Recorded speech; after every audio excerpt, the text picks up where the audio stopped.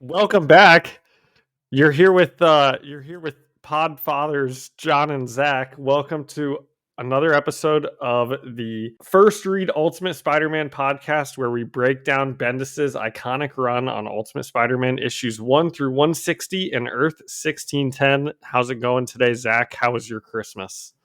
It's going good. Yeah, listeners, you're going to get this with a bit of a delay. I don't even know what month it'll be when you hear this, but it is the day after Christmas for us. And I had a good one. How about you, John? It was great. Should I not have pulled back the curtain on that? It's Should we fine. pretend we're current? We're real people living in your past.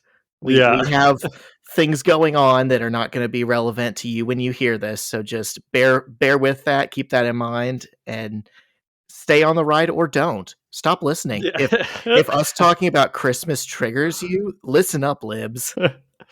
Take that, woke moralist. We'll see who cancels who. But yeah, so how was your Festivus? It was great. It was I had a good Festivus, a good Christmas. Elizabeth and I each got each other some really nice gifts. The cats and dogs got a bunch of toys, so it was fun. Good. Yeah, that's what it's about, material possessions. Yeah, we didn't think about Jesus at all. Yeah. There were no lessons to be learned. Yeah. Well, that's great. Do you have anything else you want us to get into here, or are we ready? I do have a correction. I noticed this from last week's pod. I just made myself look like a goofball, and you probably caught it and were like, what's he talking about? So my hometown paper is called the Daily Journal, and there was like at least one occasion where I called the Daily Bugle the Daily Journal. And so anyone from outside of my one little town would hear that and be like, this idiot doesn't know what paper he's talking about. But that's why. I did catch that. Afterwards, I told Elizabeth, we were laughing about it. I said, I cannot believe what an idiot Zach is that he would do that. Totally unqualified for this job that I gave myself. Well, nice. No, I didn't catch that at all, so you don't have to worry about that. Yeah. I'm also totally unqualified, it would seem. We're figuring it out together. I just wanted to make sure our, 3 listeners, including our moms, are well informed about Spider-Man content and aren't getting the hack job that we've been giving them so far. Well, I think if I would choose to tell my students that I do a Spider-Man podcast, it would be the most popular podcast at the school. But I'm not sure if I want them walking around being like, I heard your podcast the other day. No. All right. Thank you, Percy. Are we in? Welcome on, caller. You're on the First Read Ultimate Spider-Man podcast. What's your name? Hey, it's John. I need a way for my cat to stop unplugging my computer when I'm trying to do stuff. He's already on the naughty list for next year. All right. So where did I leave you at? We were talking about your students. Well, we don't need to talk about that anymore. Okay. Enough said. So what were you up to today? What post Christmas stuff did you get down to? Oh yeah, wow. So for anyone who cares about Zach and I's personal lives, we were supposed to record this much earlier in the day, and John crapped the bed. Well, Zach, you're a married guy also, so sometimes the mother-in-law shows up and we've got to do married guy things. So my wife and I hung out with her mom, and we kind of did Christmas with her, and we just got finished watching Christmas Vacation. Great movie. Very great movie. Yeah. I'm just giving you crap. I ended up being busy the whole day too. I made my kitty cats a new tower because they're chunk monsters and they broke the last one. Amazing. Yeah. What craftsmanship you must have to be able to build it yourself. I was pretty proud. I didn't require any tools other than an Allen wrench, but still feel like a man. So you're putting one together. You're not building one? No, it came in a box. Okay. That's building in a sense. Assembling. Mm-hmm. Well, I've been dying to talk about Spider-Man all day. You might even be able to tell that I do love Spider-Man and I love Christmas by the with mug. Your Spider-Man Christmas mug. With my Disney Spider-Man mug that I got that I'm rocking for the third week in a row. Guess what's in this mug, Zach? Bailey's. You son of a gun. My parents gave Shyla a little bottle of Bailey's for Christmas this year, and it was very surprising because they're not usually the cool parents like that. Well, I mean, I love my parents, but they're not They're not give out alcohol at Christmas type of parents. Never up until this year. And they only gave it to her, which was weird. It's like, you trying to insinuate something? Saying my wife has a problem? That's what Elizabeth has done to my family also, because we do not drink at family get-togethers, or we didn't. And then she'd start bringing like champagne for mimosas for stuff in the morning, or like wine. And now we get stuff like that also, where my dad will give us like a big thing of like Fireball hearts for Valentine's Day or something like that. And it's like, we just like to drink. We don't only drink, Yeah.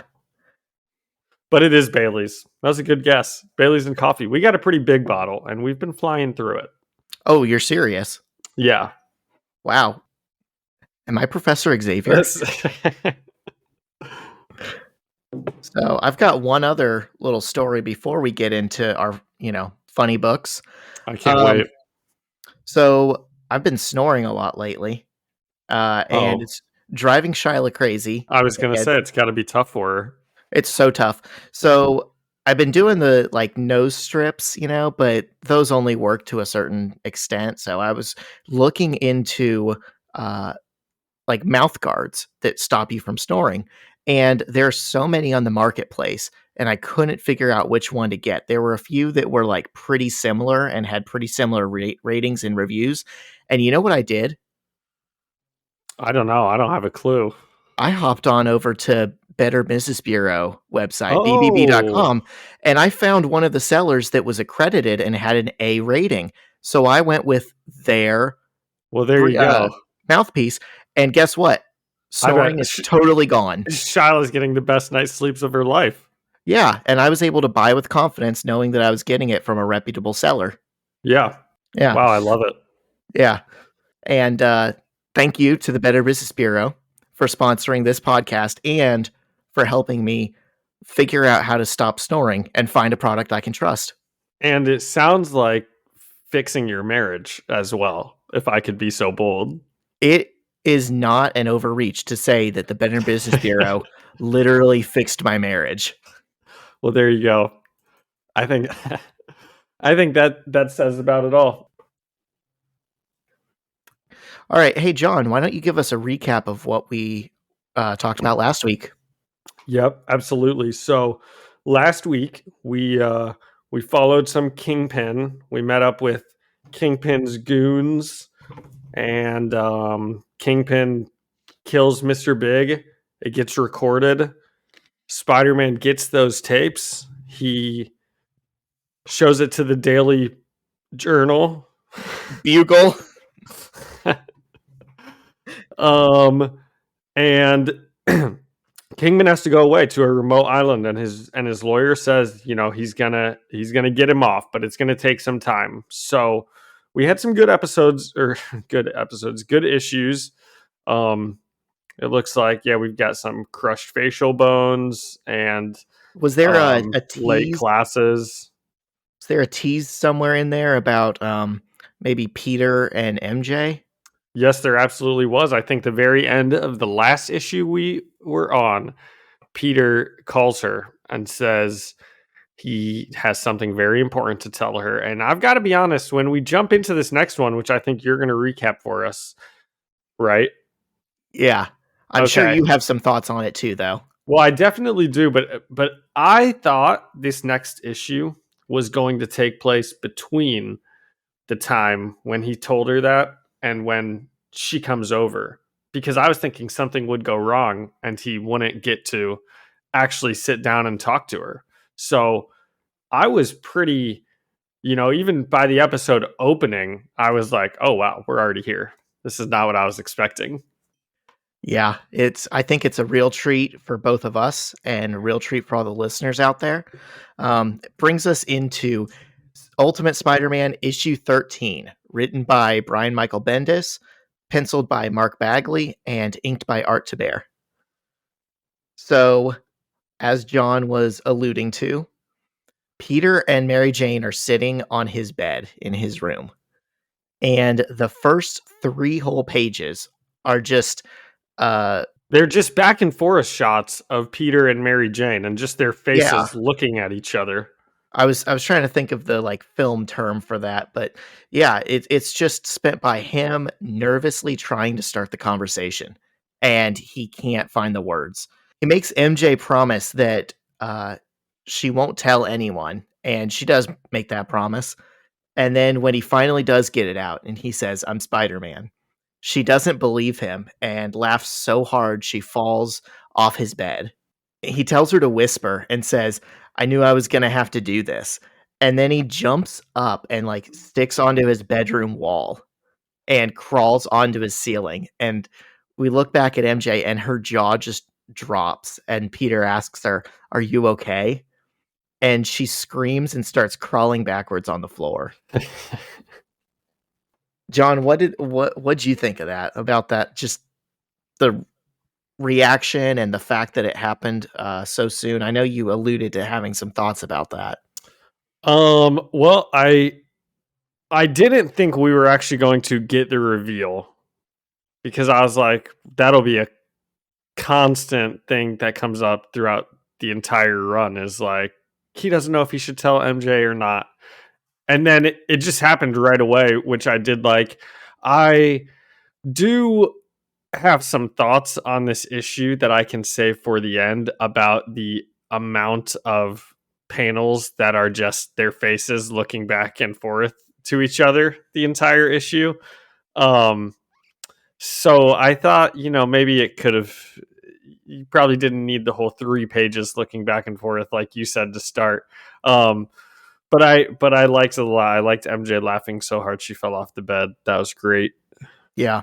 I was cheesing last week when you said, "Oh, surely he's not going to be able to tell her. It's not going to happen this soon," because it's a classic Spider-Man thing, like him having all this angst about, "Oh, I'm Spider-Man, but no one can know. I can't tell anyone," and trying to hide it from his girlfriends and whatever. And yeah. In this universe, that's just not what happens at all. We get through the first year of publication, and then in the 13th issue, they're just like, "Okay, we're done with that." Yeah. I love it personally. So after MJ screams, Peter jumps back onto the bed and he's trying to shush her and reminds her that Aunt May is home. And then almost on cue, Aunt May yells upstairs that she doesn't want any hanky-panky going on up there. Amazing writing. Yeah, that's exactly what I would hope Aunt May would call it. Yeah. And he yells back down, "We're studying." And May just says, you can kind of tell it's under her breath, "Yeah, and I'm Katie Couric." And we see MJ's facial expression change from shock to a smile. And she asks how it happened.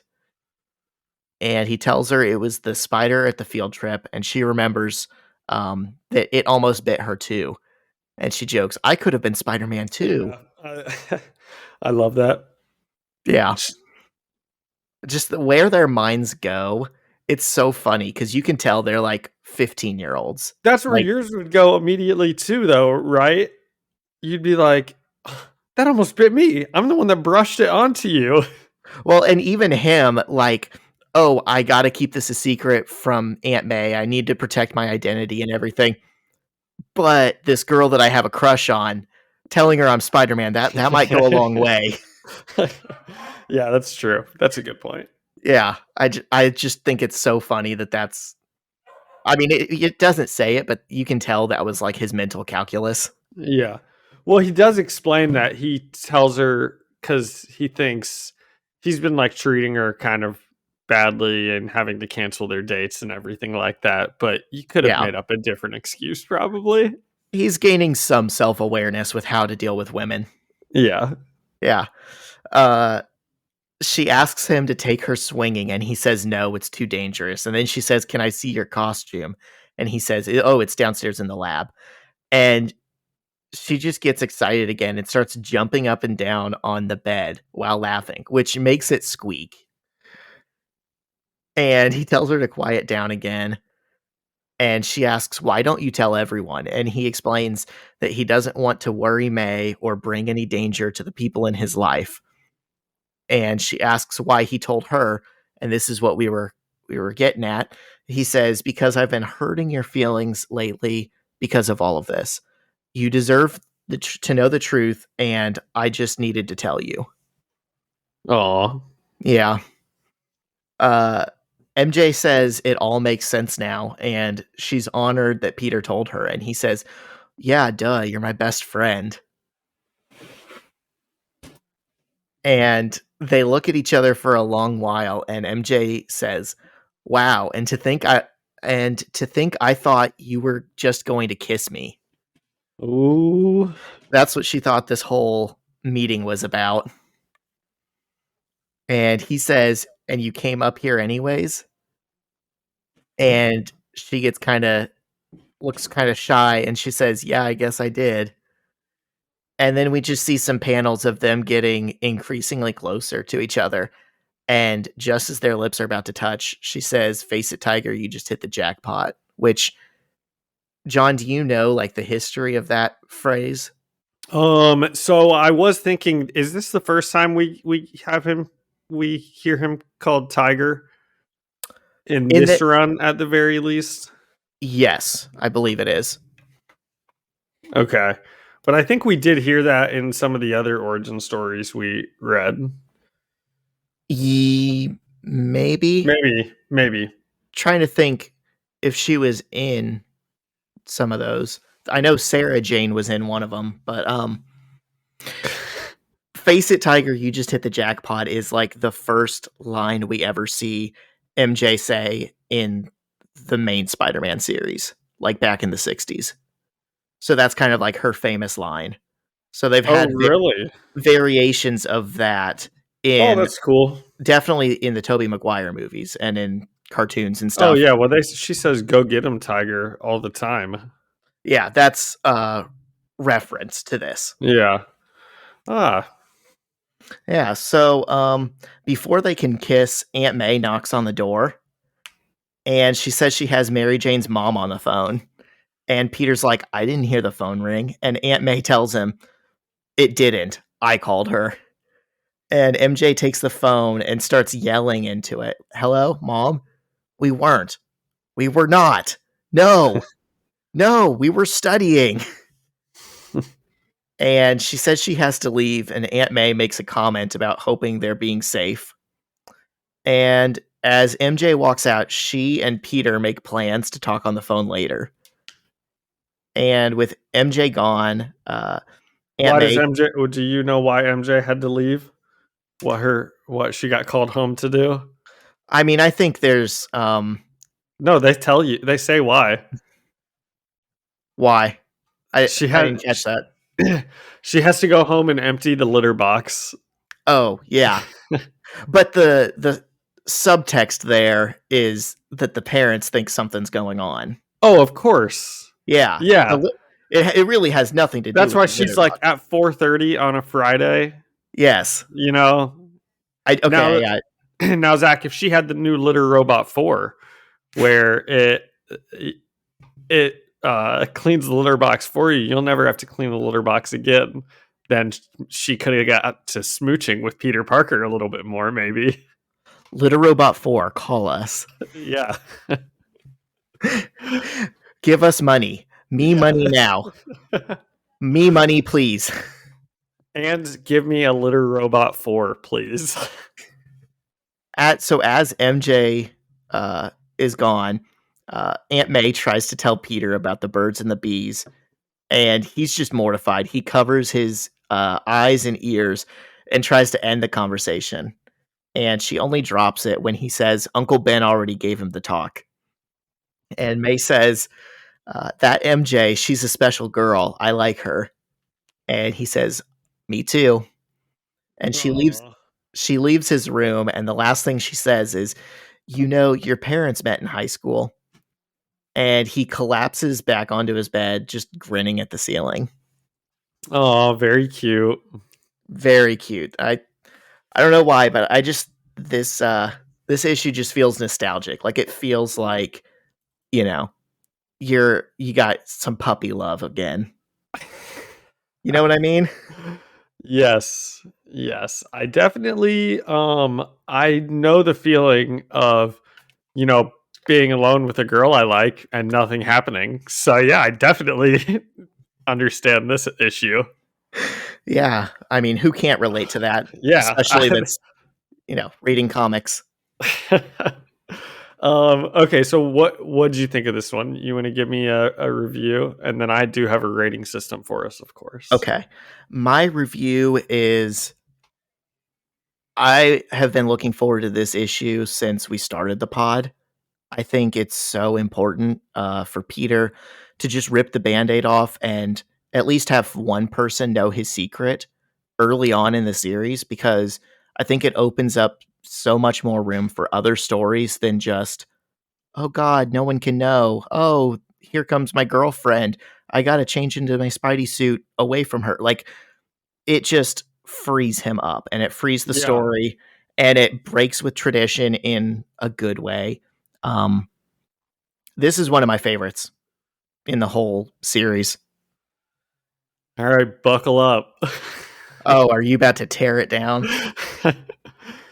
I love hearing about your opinion. That's why I asked you to go first, by the way, when I just said, give me your opinion on it, because I wanted to hear what you had to say about it before I said my thing. And I didn't think about any of that, that's really what this issue is about, is him telling her he's Spider-Man. And it does free up so much in the future. And I thought, to me, it seems like this issue could have been a conversation in another issue. If we eliminate all of the panels where nothing's happening, they're just looking at each other. Which, maybe I shouldn't read those so quickly, but it's just looking at pictures. So I'm kind of just like going through it, looking for the next text to actually read. I'm just like, okay, picture of Peter, picture of MJ, picture, oh, they're getting more nervous. Okay, say something. So I just thought this could have been, 4 or 5 pages, and instead it was a 22, 23 page issue. And you would have generally gotten the exact same thing out of it. So I said, not a lot happens. I gave it 2 out of 5 smooches with Mary Jane. So, what's funny? I feel like you and I, what we read obviously was the same. I feel like our perceptions of it in some ways are not that different, but what you just put into words is kind of the criticisms that have followed Bendis about his writing style his whole career. When we talk about his storytelling style and how he stretches things out and tries to build tension and tries to like fill in space with just like little character bits, there are people who, and I'm definitely one of them, who see that as just like candy.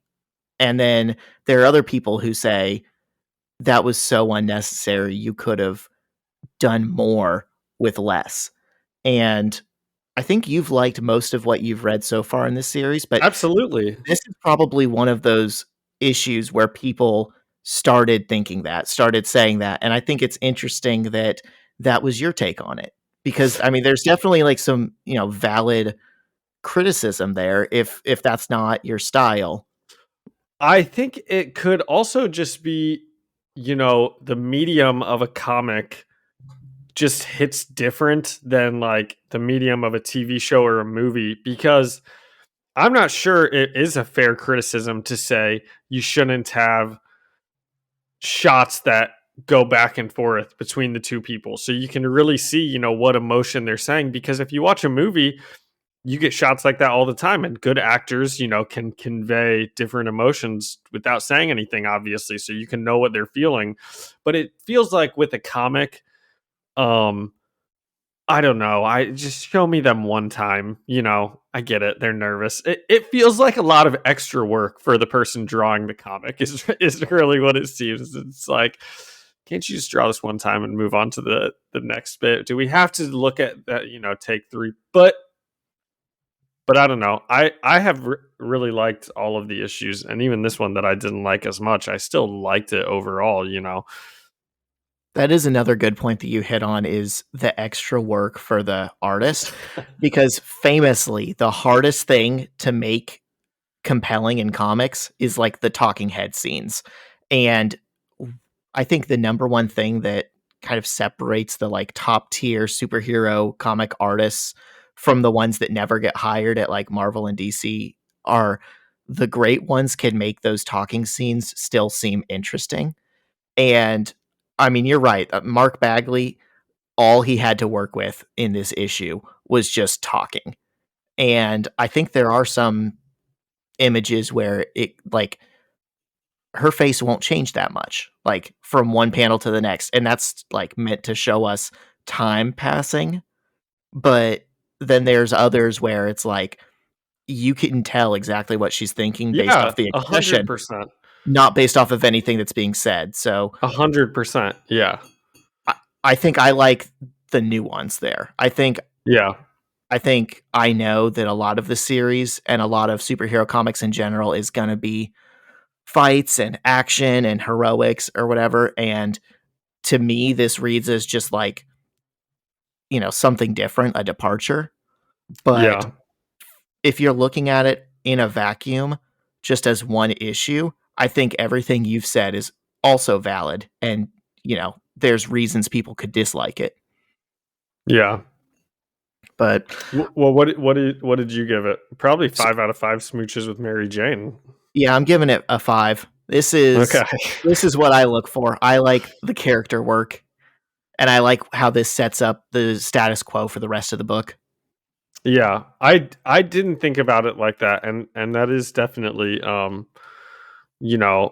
an interesting way to think about it, especially if you've read a million different series where every time he's going to tell Mary Jane eventually, and this is like the issue where he does it. So it is kind of one to look forward to.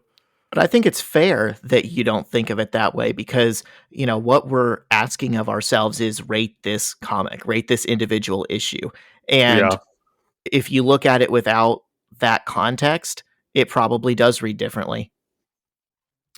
Well, my notes for that one were about half a page, and my notes for this next one are about a page and a half. So I think Bendis got to work on this next one, writing a bunch of stuff going on, versus just sitting in Peter's bedroom the entire issue. So issue 14, written by Brian Michael Bendis, penciled by Mark Bagley, inked by Art Thibert. Peter Parker is sitting in his class, and his teacher tells them, in 1 week, you will come in here and be a superhero. So the students have an assignment that they are going to pretend like they are a superhero. They can make one up, or they can choose one that's, they say, popping up all around Midtown. Or they can even be a mutant if they want to.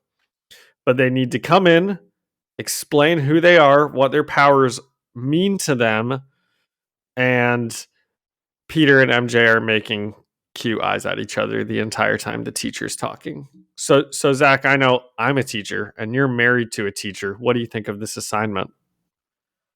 I am trying to figure out what class this would even be relevant to. Language arts. It's gotta be English language, because they're gonna that's what I would think. Maybe social studies. I was gonna say I could see like sociology or psychology.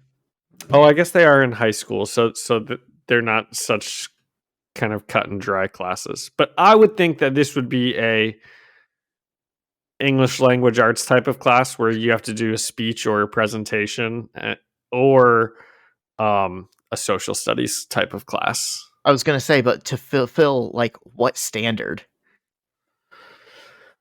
I don't know. I guess psychology, that would make sense. Like Maybe when they the teacher say, just likes superheroes. That's yeah, the kind of thing I would do. like when they say at the end of this class, students will be able to, and then there's some like applicable life skill that the state determined. I don't see the state of New York having one that says, oh, students need to become a superhero for a day.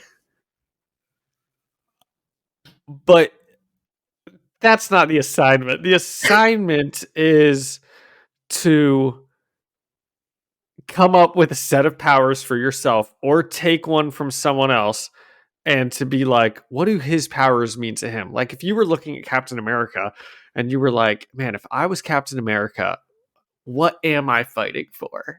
Oh, well, obviously I could do this all day. I know that. But I don't know. I'm just messing around. Exactly. Yeah. Yes. I think this is probably a psychology class. I think you're right. Okay. All right. Well, if you're a teacher, if you think this vibes that this is like something that would get assigned, yeah, I can roll with that. Sure. Yeah, I'll sign it when we get back from break. Do it. Math class. I hope your superhero. I hope your kids do listen to this and hold you to it. Yeah. So Peter and MJ aren't paying attention. They're making cute eyes at each other the whole time. And there are a lot of scene jumps in this issue. So we move to two scientists, and they're working on a person who's kind of unconscious. We don't really know it at the time, but it ends up being Doc Ock. Spoilers. Hold up, real quick. Can I point out one more thing about the classroom scene? Of course. This issue canonically proves that Kong Harlan has the best music taste in the whole school. Dude is wearing a Slipknot shirt in this scene, and he's not even done for the issue. He's got another great shirt later. That is absolutely something I would never notice. I just had to do it. Had to point it out. If they wear a Linkin Park shirt later on, I'll notice that one. It's the early 2000s. Everyone was new metal. Okay, good. When I get to the next part where he's in a different shirt, interrupt me. Will do. So we move to two scientists. They're working on Doc Ock, and they are just kind of talking about what they were doing this weekend. Yep.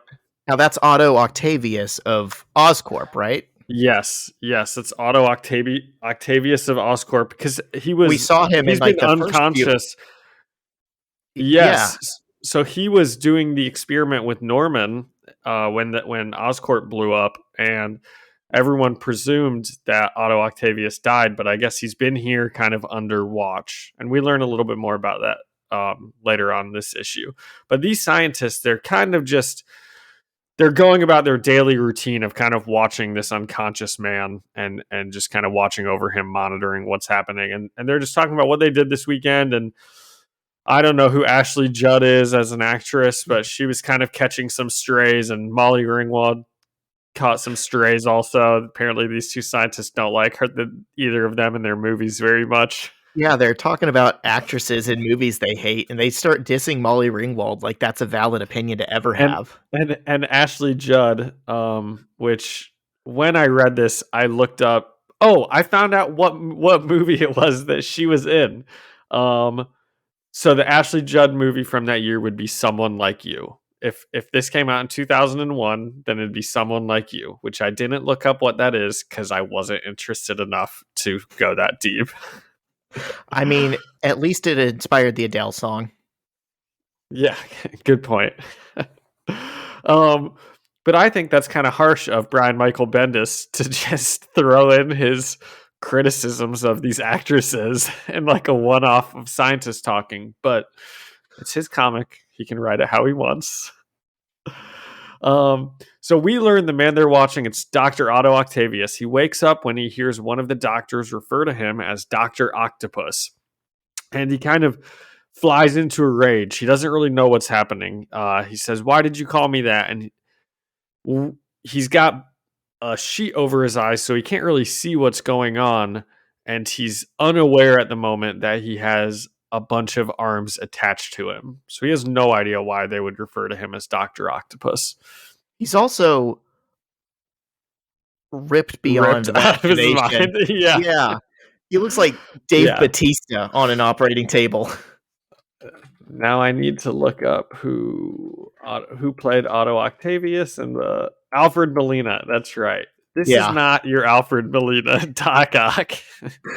This is Dave Bautista Doc Ock. So we're back then at the school pep rally, and the kids are complaining about this superhero assignment. Kong asks if anyone's going to go as Spider-Man, and we get some truly phenomenal high school dialogue here. Flash tells Kong, "You're so gay for Spider-Man," and then Flash says he's going to go as a big horny mutant, which is objectively hilarious. I mean, there are mutants with horns. That's probably what he meant. I think that's the double entendre. I think that is just such a funny way of phrasing that. I'm gonna go as a big horny mutant. So also, do you have any thoughts on any of that? The "you're so gay for Spider-Man" thoughts? I didn't know if we wanted to get politically correct in this or anything, but my thoughts are he's writing high school dialogue, and that's pretty spot on. For the early 2000s, yeah, that's what people would have said. It does not age well now. I feel like we have to be responsible hosts and point out whenever something has not aged well. This is dialogue that you heard in every teenage movie back then. I mean, it's what they would have been 100%. Saying and hearing. I don't think it's Bendis endorsing that, but no way. Yeah. He's also making it Flash. It's not like he's got Peter Parker saying this stuff, you know. So that's true. It's kind of like the "It's Always Sunny" argument where he's supposed to be a bad character. So if he says things that are questionable, that's the point, you know. That is true. It's a disreputable narrator. Yeah. But I think I'm going to go as a big horny mutant. Made me out loud laugh, and it still does when I reread it. I mean, mutants are the horniest people in the Marvel Universe. That's a fact. 100%. Listen to the Cerebro Pod or Jay and Miles if you need more evidence. So Kong says that they should... I guess maybe they're talking about mutants here. Maybe I miss. Oh, Flash says he's going to go as a mutant, and Kong says that they should, quote, "do something about the mutants" or keep an eye out about the mutants. And Peter kind of flies off the handle and says that's what the Germans said about the Jews. I mean, he's not wrong. I think he's addressing these teenagers are starting the walk towards fascism. They're all over the place. Yeah, this is like the alt-right dialogue before the alt-right existed. They should be put in check. It reminds me of... I mean, you're right. Peter is right with his comment he's making, but it kind of reminds me of someone on the internet who hears something and they're like, "Oh, so you're a Nazi. Okay." And it's like, calm down. All right. No one was saying that. But maybe Kong was saying, he kind of was. And we do know that there's some mutant hate. But Kong brings up a good point and says, "Well, the Jews never had red laser beams shooting out of their eyes." Did you just Kong make some valid points, me? Yeah, that's like the Onion article where it says the worst person you know just made a good point or something like that. There's been a lot of really thoughtful and interesting conversations that you can find on the internet about like the mutant metaphor in X-Men and what it means like in terms of real world politics and like when we're talking about marginalized groups. And this actually does hit on a point that a lot of people have brought up about in this way, like the mutant metaphor is flawed because they have powers that make them able to like resist like corrupt law enforcement or hate groups or anyone that would like show up at their house or try and start a fight, and that's not something that there's a real world analogy for. So I think there's some depth excuse me, there's some depth to just this stupid like offhand comment that a high schooler makes in terms of discussions that people have had about what comics mean on like a political level. Yeah. And we even kind of talked about that back in the episode where Spider-Man meets Wolverine, and the lady is scared of mutants because she thinks they're dangerous, and then Wolverine and Sabretooth show up and like wreck the train station, and it's like they are kind of dangerous. So it's not, yeah, they shouldn't be marginalized, of course, but it's not a one-to-one that they're just some like helpless group of people. For this not being an X-Men book, we get a lot of introspection into like mutant issues. Oh yeah. So some girls listening to this conversation all the students are having, she's just standing against the wall looking cool and tough and is talking about something that I could like hardly follow along with, like dinosaurs and the meteor and Kong kind of, she's explaining how Kong thinks that we are like the dinosaurs and the mutants are the meteor, and all of a sudden we'll just be extinct just like the dinosaurs have. And she's like, because there's these super powered people, right? But what is power, Zach? Because man, if you have a passion, man, like if you're into music is your superpower. Yeah, or maybe guitars, or math is your superpower. And she's just stoned. She reminds me of Jim Irsay. That's funny. In that way, when he gets on his little tangents. Oh yeah, no, that's really funny. Yeah, I can't even think of what she reminds me of, but just the stereotypical like stoned person who's like, what is power though? Like, but it's supposed to be like this like galaxy brained, like in as far as high schoolers would see it, is like this galaxy brained like deep monologue from this girl that was just like off in the shadows that they weren't really paying attention to, but she's like this hot blonde like punk rock chick, and it's Miss Gwen Stacy, we find out. And she gives her big speech, and then she just kind of walks away, and Peter and Kong both look at her, and I said they look like they're in love. Now I don't know if that's what you got also, because I Peter better not be two-timing on Mary Jane. Yeah, I thought of that too. I had forgotten this panel and like how she was introduced and how specifically he's drawn, like with his eyes like popping out, like wow. And when I read that again, I thought, man, Peter, I don't like this for you. You and MJ just got to a really good place. Exactly. He like yesterday ruin everything. Like it's not even been 24 hours, dude. Yeah. Just stick to the one girl. You were making eyes at MJ in class like 45 minutes ago. Exactly. So we go back to the lab. Otto Octavius wakes up. He's being treated by Hank Pym. I don't know if he's Ant-Man in this or if that's a thing, but I do like the world building. So I don't think that's actually supposed to be Hank Pym, because there is a Hank Pym in the Ultimate Universe, and he doesn't end up dead from this scene.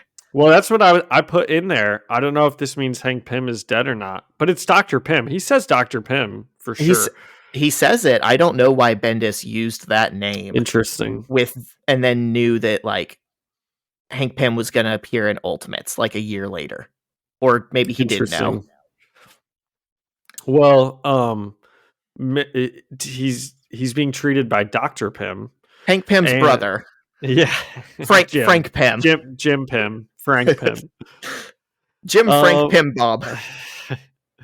And he barely remembers the accident at the lab. Otto Octavius does. He doesn't know what the arms are. And he starts to freak out, and the arms kind of start swinging around wildly.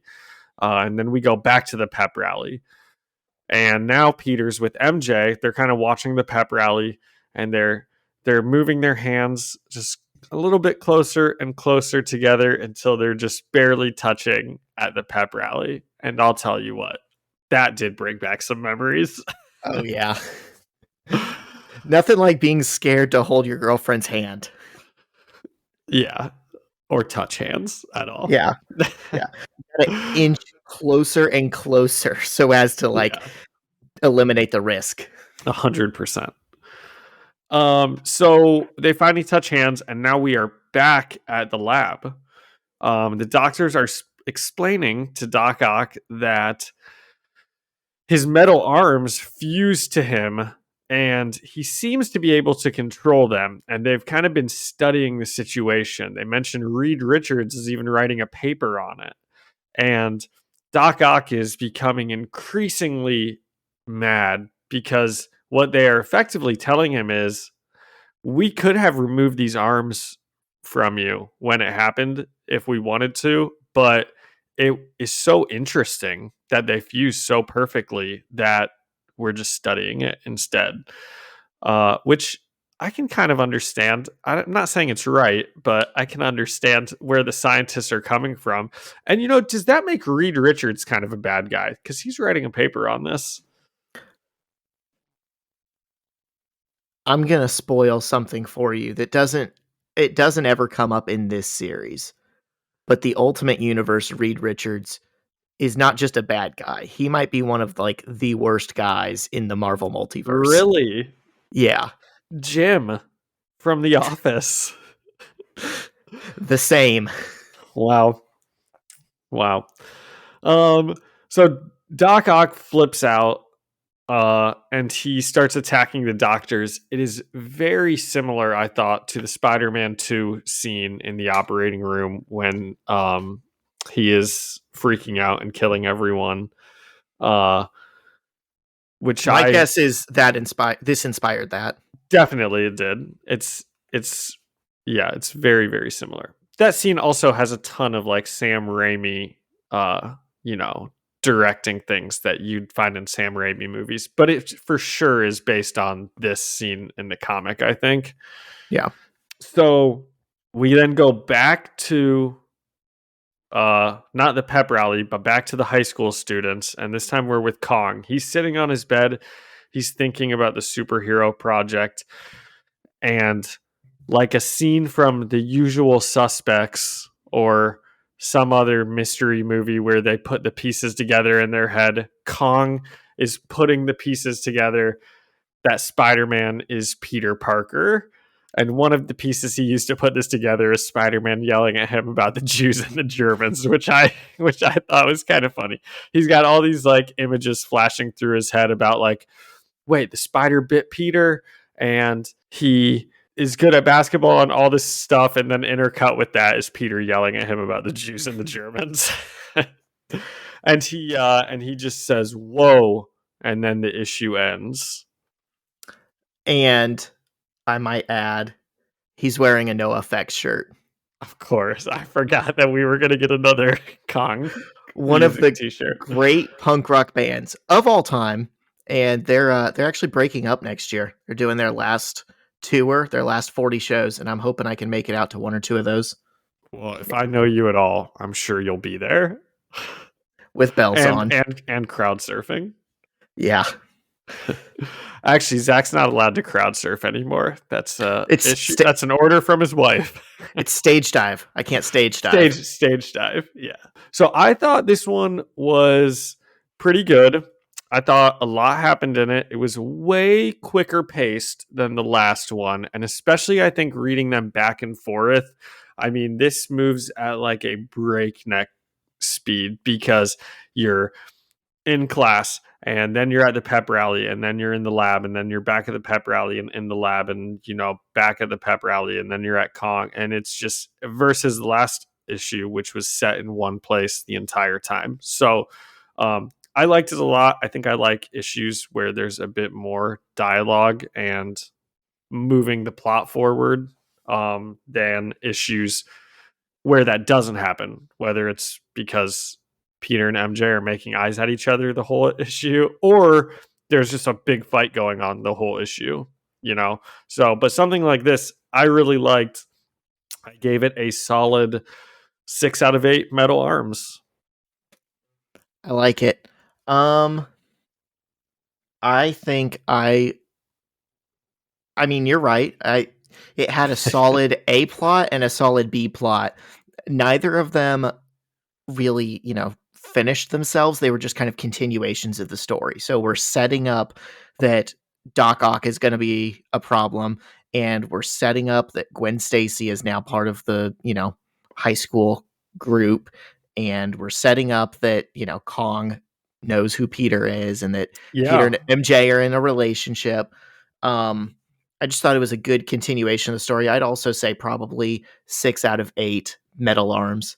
Okay. Although he doesn't have 8 metal arms, does he? I just thought of that myself as you A real octopus would, but he is not a real octopus. Well, he would have 6 metal arms, right? And 2 regular arms. I think 4. He has 4 because he has 4 regular limbs. Yeah. What's an octopus with 6? What's the now as a math teacher here, Zach, I know that if there's only 4 metal arms instead of 8, based on how fractions work, we can change this to 3 out of 4 metal arms instead of 6 out of 8 metal arms. All right. Let's go fractions. All right. Take us home to issue 15. All right. Issue 15, last one of the day. This was written by Brian Michael Bendis, penciled by Mark Bagley, inked by Art Thibert. We open on a blonde woman doing step aerobics in her bedroom while talking on the phone. And she hears a crash somewhere in her house. And she tells the person on the other side of the call, I gotta go. Which I think is horror movie 101. You don't do. When you're home alone and you find out someone else is there, don't just hang up on your call. If I were home alone and I heard someone breaking in, the first thing I would do is call someone. So yeah. I would absolutely not hang up on someone. Hey, actually, I got to go check out this weird crash at my house that sounded like someone breaking in. I'll call you right back. You know what would really help is fewer witnesses, fewer people on speakerphone, for fewer people who I can tell, hey, get in your car and come get me. Yeah. So she sees the shadow of tentacles with claws at the end of her wall coming up the stairs. And one of the claws rounds the corner and comes face to face with her as she screams. And we cut to Kong at school telling Flash and Liz Peter Parker is Spider-Man. They both think he's crazy, but he tells them to shut up for a second and listen to him. And he reminds them about the spider bite during the field trip. And brings up the broken desks and Peter suddenly being good at basketball. And then, this is very funny, but clearly hurts. I'm sure. It hurts Flash's pride that Kong said Peter was good at basketball. And he says, he wasn't that good.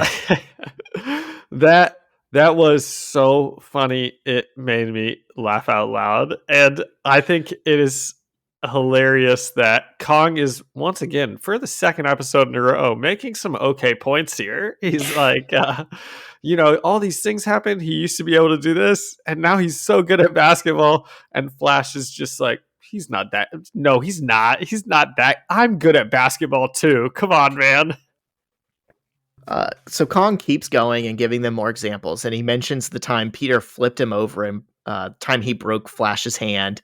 And Flash and Liz are still not convinced. And Flash comes up with a test. He sees Peter bending over into his locker, and he tells Kong to kick him in it. And he reasons that if he really is Spider-Man, he'll be able to stop Kong. And sure enough, Peter's spider senses warn him about the incoming danger, but he realizes he has to act helpless to protect his secret identity. So he lets Kong kick him in the butt, and Flash bursts out laughing, and Peter turns around with tears in his eyes and asks, "Why did you do that? What's wrong with you?"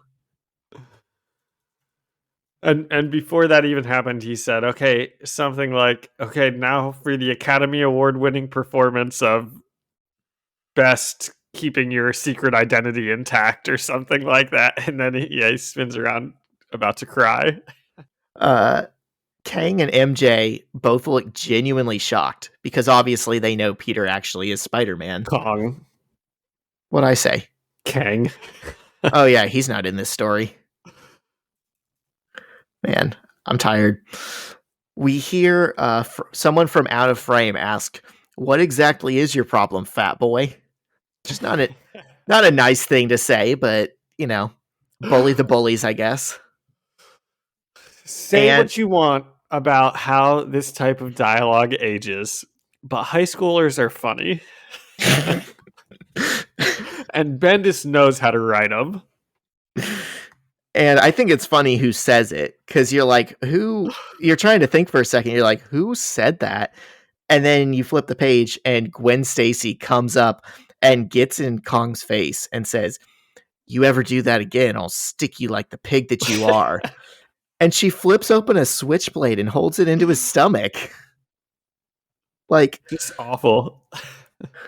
If this was not a comic, if this were real life, this would be totally different of how it's hitting me versus the comedy of the scene. It's a scary situation, but it's funny because there's not going to be real consequences, and she walks into a really tense scene and decides to escalate it and take it up to like 11. But she's also, from her perspective, the bullies of the school just came up and like kicked this kid pretty hard into his locker. So she's standing up for this little kid, which is nice. She's kind of doing the right thing, but she probably shouldn't bring a knife to school. Gwen Stacy made some valid points. Students are listening here. Yeah, this is an anti-weapons in school podcast. Don't bring weapons to school. Now, let me be clear.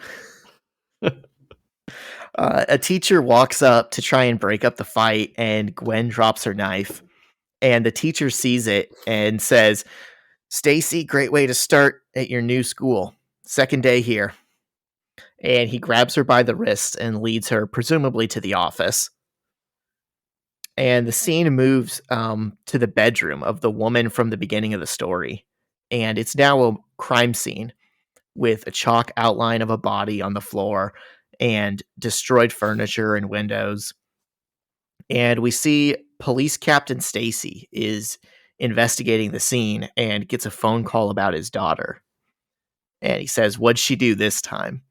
So we know she has like some kind of troubled past. And as he walks, she's a huge stoner. We already covered that in the last issue. Just steals dad's keys, visits the evidence room a little bit.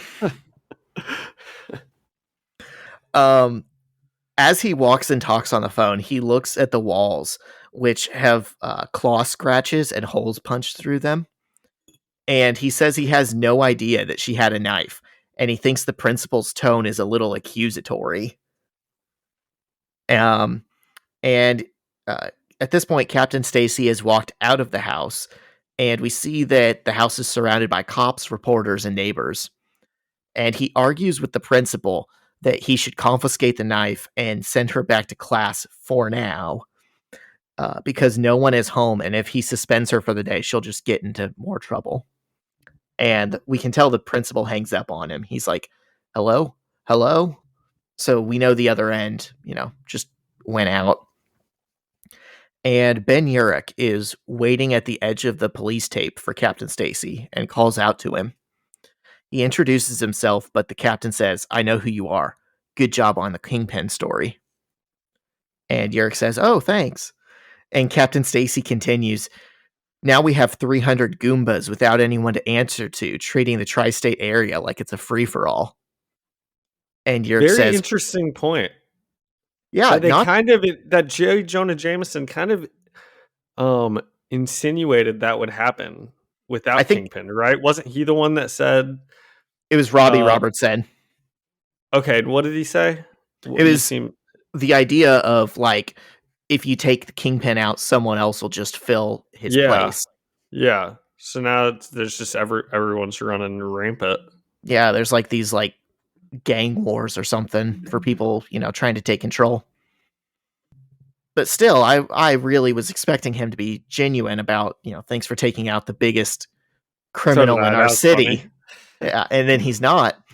And he says, Urich says, "Are you serious?" And Captain Stacy responds, "You journalists. It's called The Big Picture. Look it up." I don't agree with that, by the way, like that logic that we should just like let the big crime guy stay in power, because if we arrest him, then all the little crime guys, that doesn't make sense. I understand his logic of it, but I don't agree with it. He made a case. It was just a stupid case. Yeah, but it's the same case Robert Robertson made, right? And it seems to be happening, but I'm just not sure, that's you still got to arrest people when they murder other people on camera. I think that's important. I want to take a stand. We're taking a stand on this pod, listeners. Some might not like it, but murderers should go to jail. Yeah. Yeah. Or at least a different island while their lawyer gets them off. A less pleasant one. Yeah. Yeah, Captain Stacy did not make some valid points. So Urich asks him, "What's the story here?" And the captain says, "Don't you have sewer monsters to chase?" And he just continues blowing Urich off as he walks away. And we jump to Spidey stopping a purse robber on the streets.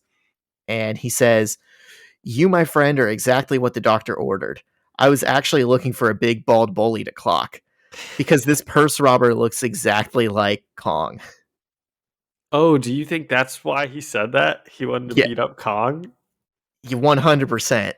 That's funny. I thought he was just kind of like being, quippy with the robber or something. Nope. He went and found himself a petty criminal who looked like his bully. That's funny.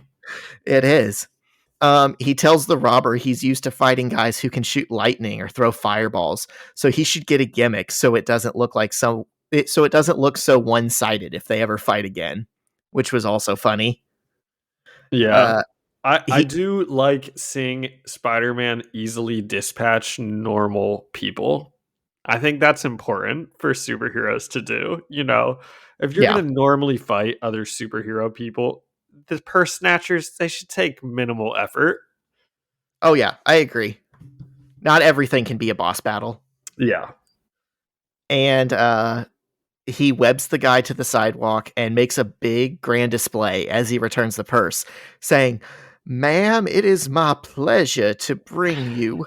Ta-da! I don't know why. I just watched Glass Onion, and I'm imagining him with like a Benoit Blanc.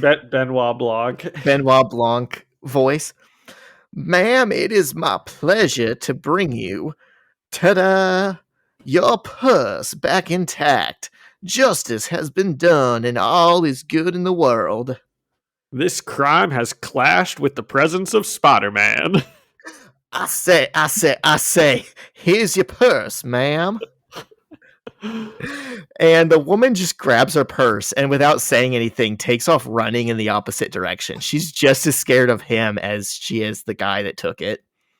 And Peter sees J. Jonah Jameson and Robbie Robertson in the crowd, and he approaches Jonah and points at him and says, "Aren't you the guy printing all that totally made up garbage about me just to sell newspapers?" I only have one thing to say to you. And we see Jonah get visibly nervous. And Peter says, "Love the paper. It's hysterical," as he runs up the side of the Daily Bugle building and leaves the scene. Yeah, it's really funny. If he didn't get bit by the spider, I think Peter had a future in comedy. Definitely. Like, everyone would have said, "Oh, you're a brilliant scientific mind. Go into, STEM." But he really would have killed it on Comedy Central. Yep. Jonah admits to Robbie that he thought Spider-Man was going to say or do something else.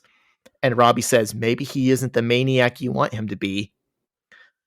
And I don't think Jonah is ready to like grapple with that suggestion yet. He says, let's just get inside the building where we're safe from. And then he abruptly face plants. And we see that Peter had webbed Jonah's feet to the ground while he was talking to him. Oh, that's what happened. Okay. That's really funny. I wrote J. Jonah Jameson faints, I think. So yeah, I must have just missed that. I had to read it a couple different times because I was like, I'm pretty sure there was some causality there, but I didn't see it at first. But if you look, there's webbing around his legs. Oh, yeah. Yep, that's funny. So it's like he was standing next to him and like had his finger pointed in his face and had the attention on this hand, and with the other hand down by his side, he gets him in the feet.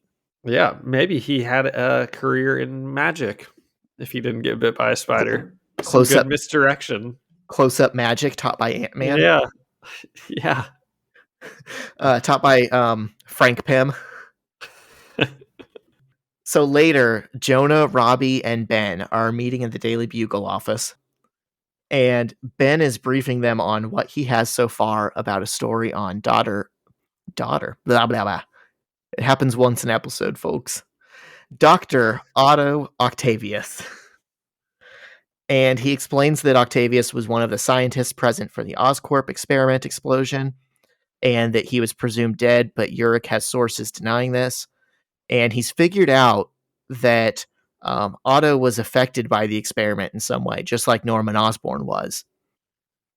And he's also figured out that the murdered woman had recently moved into Otto's house, and he likely murdered her because he showed up there and wasn't expecting to see her there. But he has no proof of any of this, and Jonah is skeptical. And then Ben pushes back hard and insists that he knows there's something there. And Jonah finally relents, and he tells Ben to go get his story about Octavius. And meanwhile, Peter is outside the door, listening into their meeting. And on the final page, we see Doc Ock scaling a skyscraper at night and breaking through one of the windows. Ooh, I didn't even remember that. Where's he breaking into? Do we know? Do we have a clue? I looked for clues. I was waiting to see like Oscorp on the side of the building or something. All we know at this point is it's just a skyscraper. And it says next issue, Doc Ock attacks. Ooh, that's a good tease. I thought this was a pretty good one. Not, anything phenomenal. I don't have anything bad to say about it either. I just thought it was a good one. I like bouncing around. We get to hear from Captain Stacy and Gwen Stacy and see the kids at school and see the Daily Bugle. And, I thought it was a good one. I love seeing Flash upset about his basketball playing abilities. Yeah. So, I've got 3 out of 5 snatched purses.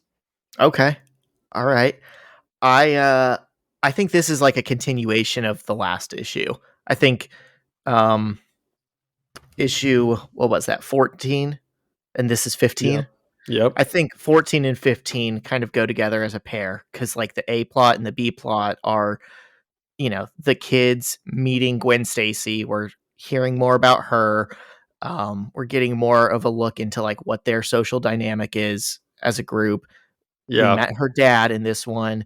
And then the other plot is ramping up to Doc Ock being a threat.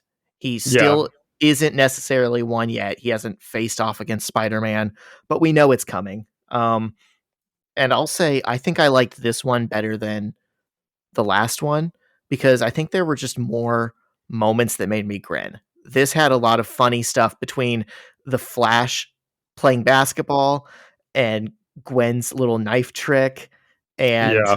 uh, the whole scene on the sidewalk with him trying to present the purse and the conversation with Jonah. I just think it had better jokes. Yeah, and I was about to say this one, I do like when we get to see Spider-Man do just some friendly neighborhood Spider-Manning. So I wrote originally 3 out of 5 purses snatched, but as we were walking back through it, I think I would change that to 3 out of 4 purses snatched, which is the same ratio as 3 out of 4 metal arms as the last one. So I think 3 out of 4 for both of these issues, because you're right that you could read both of these as one issue very easily. Yeah, it's not even like an arc. Like there's no beginning, middle, and ending. It's just the same middle continued across both issues. I think I'd also give it 3 out of 4 purses snatched. Not by us. No, heavens no. This is an anti-purse snatching pod. We are firmly against snatching purses. So what are we reading next week? Yeah, that's a great question, John. Next week we will be reading issues 16 through 18. Okay, I'm excited. Yeah, and then do you have any other business before we close out? As a matter of fact, I do. I have a couple other businesses to talk about. We don't have to spend a lot of time on any of them, but do you have any other business first? Sure, yeah. I would like to give a big thank you to Alyssa Seaman, who designed our artwork for this pod, and Ian Hickey, who scored our music. Thank you, Alyssa and Ian. All right, and how about you, John? Okay, so I've got a couple. So first things first, you mentioned earlier that you watched Glass Onion recently. What did you think of that? Yeah, so we watched Knives Out on Christmas Eve, and then last night we watched Glass Onion. And have you seen it? Yes. Okay. Yeah. I've seen both a couple times already. I've seen Glass Onion a couple times. Oh wow. Yeah, I didn't wanted to make sure I wasn't spoiling anything. I tweeted the second half of Glass Onion because it's definitely like a movie in 2 parts. The second half, I think, redeemed the first half, but for a lot of the movie early on, I was wondering why they made Benoit Blanc Benoit. I always see his name written.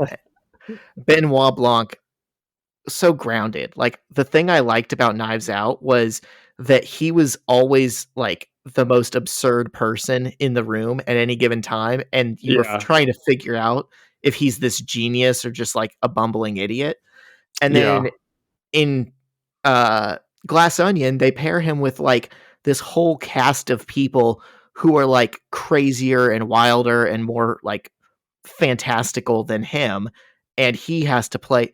Ironically, he's not a straight man in that movie, but the term, like literary term, is like he's playing the straight man. He has to be the serious one who takes everything seriously and grounds the other characters. And I did not like that for his character, but then obviously the second act kind of explains why he was playing a certain role, and it kind of fixes that. But I would have liked more screen time of him being the way he was in Knives Out. Yep. I thought it was pretty good. I did not think it was nearly as good as Knives Out, which I really, really liked. But I still thought it was interesting enough. The scene where he solves the murder mystery is hilarious. That was great. Yeah. And there's some really good scenes, but I just didn't think it's kind of the problem with a lot of sequels in general where they probably didn't plan on making 2 movies about it. They had one really good idea for a movie and had a great cast, and that's Knives Out. And now they're just kind of trying to make a sequel. So the story's not quite as good, it's more gimmicky that now they have this big cast getting together because that's what the first one did. So we need to do something like that. The story kind of flips in the middle, just like the first one did, where, halfway through the movie, it turns and now we're seeing events from a different person's perspective. And then the same thing happened in this. And so I didn't think it was nearly as good as Knives Out. Still thought it was a good movie. Yeah, it's definitely solid. I think some people, because I've seen just glowing reviews for it everywhere, I think maybe that's a bit overstated. But I think you're right that we as a society probably should change our expectations from if something comes out and it's really good content, that it needs to be followed up with like some kind of sequel. That's not always the case. I don't care. Make 15 Knives Out movies. I'll keep watching Benoit Blanc and everything. I was gonna say, even if this keeps getting worse, like they've already said they're making a third one. I'm gonna watch it. Good. I'll still keep watching that garbage. it could be worse than Glass Onion and still be a good movie. Yeah. Oh yeah.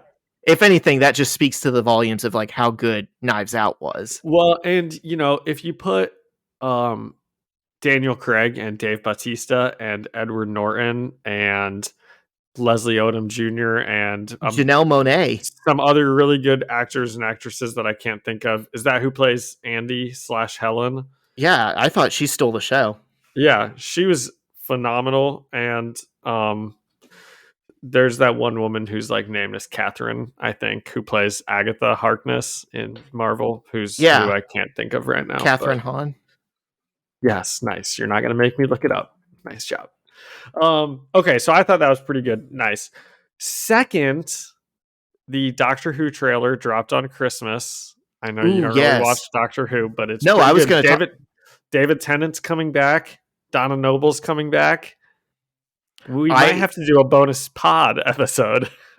I saw that and I thought of you. And with the little Doctor Who knowledge I knew, like I saw David Tennant coming back and I'm like, oh, John's going to have some thoughts on that. Oh yeah. I'm very, very excited about it. He's coming back. Like I said, the companion Donna Noble's coming back. She's my favorite. I even think her grandpa, whose name is Wilf in the show, who the actor has passed away at this point, which is really sad. But I think I even heard he might have shot some scenes before he passed away. And I will cry like a baby if he comes back. David Tennant's like supposed to be everyone's favorite Doctor, right? Yep, he is. He's not my favorite. I love him, but my favorite is Peter Capaldi, which I know I told you about the other day because you were watching some Doctor Who this past weekend. It was on in my house, yeah. That's funny. Yeah. Okay, and then this is the thing. I texted you last week, and I said, I've already got something interesting for us to talk about. This is what it was. I was watching Hulu or YouTube or something, and like a 5-second trailer popped up on my screen. And I don't know what the movie's called, and I don't know what it's about, but it was only Tobey Maguire's face, and he was saying something, and then it ended. And it just made me laugh because I was like, they're just straight up advertising that movie by being like, Tobey Maguire's in this movie. You don't know anything else about it or anything. And I just think he should probably retire from acting because I can't see him and think anything other than that's Tobey Maguire, Spider-Man, right? And I think that's the only role he should ever do again. And it also, I know I'm throwing hot takes at you here, and a lot of them. It then made me think, what is another movie Tobey Maguire has been in that I could say? And I specifically thought about this for minutes. I've got some. And I didn't look it up. I knew you would, but I can't think of any. So I want you to think of some, and I wonder if I'll remember them. I know Molly's Game is about Tobey Maguire and how he's like a poker player or something. But he's not in that. Jesse Eisenberg, I think, or Michael Cera plays the character that's based on Tobey Maguire in that movie. But I've never seen. I don't know Tobey Maguire in anything except for Spider-Man, and I Great can't Gatsby. see. You son of a gun. And Seabiscuit. Yeah, that was even back during the Spider-Man time, wasn't it? That was probably right when Spider-Man 3 was coming out. He was doing Seabiscuit. Yeah. And I don't know what it would have been, but I know he's been in other stuff with I know he's been in stuff. No, I mean specifically with Leonardo DiCaprio, because they were like childhood friends from like being in some show or movie together. Well, I knew you'd have some movies that I'd recognize from him, but I was sitting there racking my brain, and I was like, I don't recognize Tobey Maguire as anything other than Tobey Maguire. As Peter Parker. I don't even see him as that. He's just Tobey Maguire, I think. Even when he came out during the last Spider-Man movie where he came back, I was like, that's Tobey Maguire pretending to be Spider-Man. They're all pretending. Some of them are acting. We've got 2 actors and 1 pretender. Yeah. I'm gonna look up the trail. I'm gonna find what movie that I saw that trailer of, just so you can go watch it if you want to. Because I'm telling you, it was 5 seconds and it was only him. I don't know anything about Babylon, but I feel like it might be Babylon. I'm looking at his list of movies, and that's the latest one, so it must have been that one. I keep seeing it advertised, and I could not tell you what it's about based off the advertisements. The only thing I've seen is 5 seconds of like Tobey Maguire shouting. I couldn't even tell you what period it's from, and maybe that's the point, but it feels like I'll see something like a shot that's like an old Western, and then something that's like looks like it's from like Prohibition, like the Great Gatsby era. Maybe we'll have to check this out. Yeah, see what Babylon's about. What's the deal with Babylon? Do they have those hanging gardens or not? Wow, that's I'm not sure I believe in our education system enough to know if people will even understand the Hanging Gardens of Babylon. Jerry, it's Kramer. I watched Babylon. Call me back.